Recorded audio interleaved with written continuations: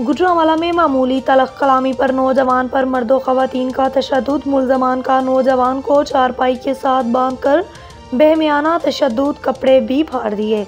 मुतासिरा शख्स का इल्ज़ाम है कि ज़बरदस्ती घर के अंदर ले जाकर लातों, मुक्कों और डंडों से मारते रहे।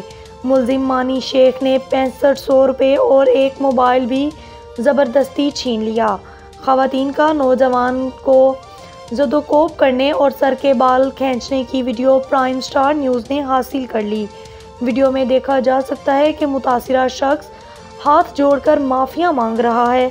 मुतासिरा शख्स नकाश ने थाना जना रोड में तशद्दुद करने वाले मर्दों ख़वातीन के खिलाफ दरख्वास्त दे दी।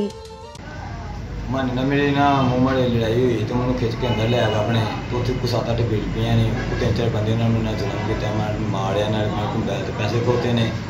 बाद च कहते दे पानी छोड़ने तो पिछू मुआ पैसे हो, मैं नहीं मुआ देना, मैंने किसी बच्चे आना तो तुहाडी मेहरबानी छड्डो।